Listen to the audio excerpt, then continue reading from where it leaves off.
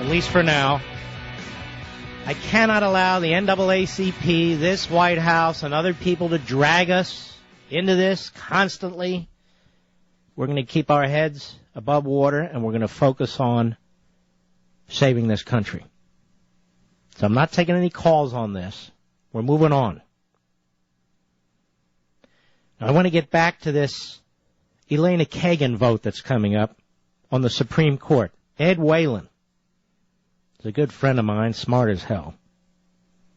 Ed Whalen writes, it's hardly a surprise that Senator Lindsey Graham's decision to vote in favor of Elena Kagan's nomination to the Supreme Court would elicit fawning praise from the left, just as his decision last year to vote in favor of Sotomayor did as well.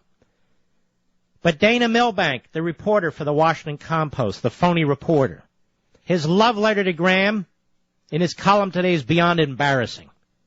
According to Milbank, Graham towers above his Senate Republican colleagues, who become so reflexive in their opposition to Obama, they're distorting their constitutional duties.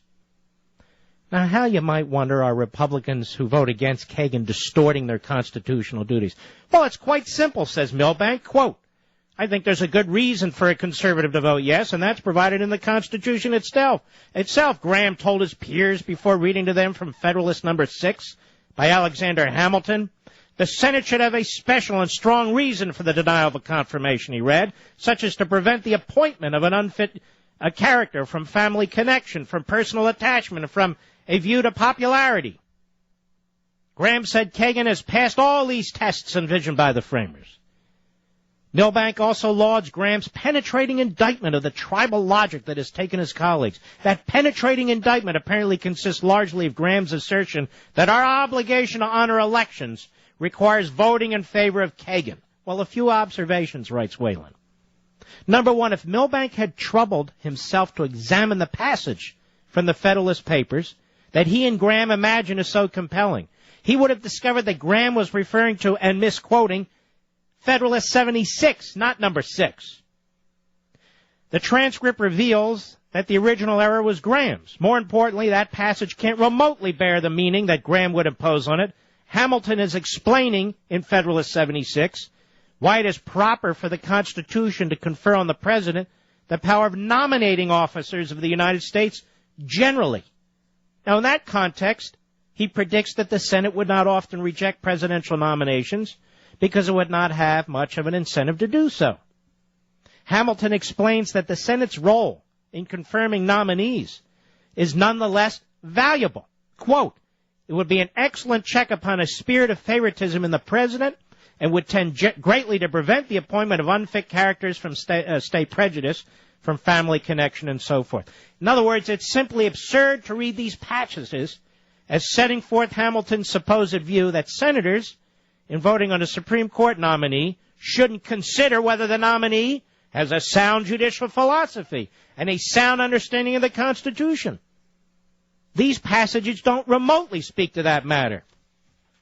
We will link to this on marklevinshow.com, and there is a terrific piece by Ramesh Ponnuru on this entire issue, because once again, we get this stuff where it says, where people say, look, the president gets pretty much whomever he wants, short of us finding some kind of a disaster in the nominee's background, short of us finding that the person is lying to us, short of us well, wait a minute.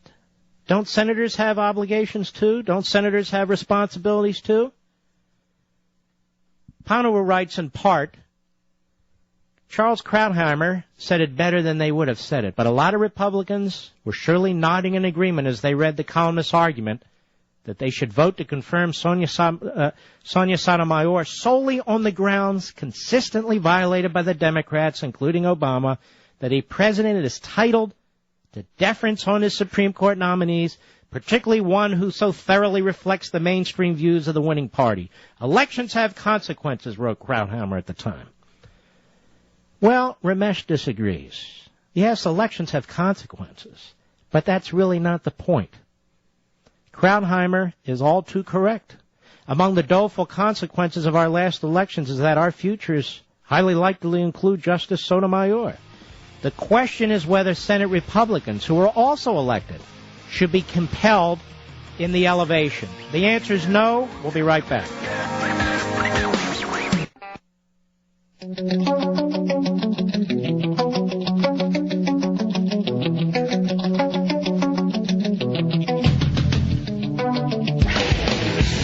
I want to continue where I left off with Ramesh Panaru's piece, Undue Deference.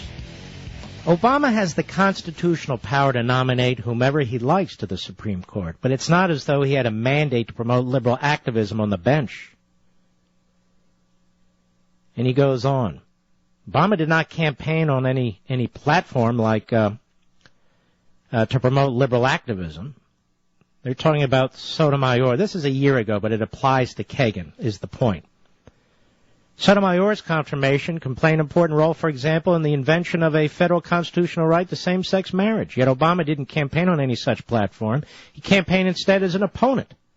Even if the public knew that his judicial appointees were likely to expand felons' rights to vote, restrict the use of the death penalty, require more generous treatment of terrorist detainees, and so forth, a dubious proposition, it is implausible that it voted for him because of these issues.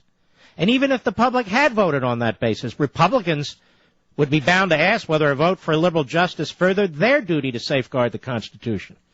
Election results nullified that duty. There'd have little point in having a Constitution. As for deference to the president, it's a political norm rather than a constitutional requirement. There are good reasons for a well-working constitutional order to adopt and maintain the norm. If judges could generally be trusted to respect the proper limits of their authority, then so long as the president's nominees had displayed competence and integrity, senators would be right to give their consent to the nominations.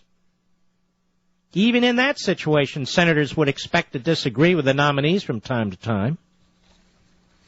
He goes on. It's a fairly long piece in relating to Sotomayor, but it relates to this whole argument in Kagan's case, too, the idiocy of Lindsey Graham. In part because of these considerations, Republicans have for many years argued for senatorial deference to the president's nominees. They've also favored a set of related norms. The nominee's judicial policy, they have sometimes said, should generally not affect a senator's vote on confirmation. Widespread adherence to these norms is helpful whichever party holds the presidency. But Republicans did not adopt them purely because of partisanship. A large majority of them voted for both of Clinton's Supreme Court nominees. He goes on at some length, and it's worth reading. We will link to it on marklevinshow.com. I will put it to you this way. We conservatives owe this president no deference on his Supreme Court nominees because we do not want them doing damage to the Constitution. Lindsey Graham is a fool. We'll be right back.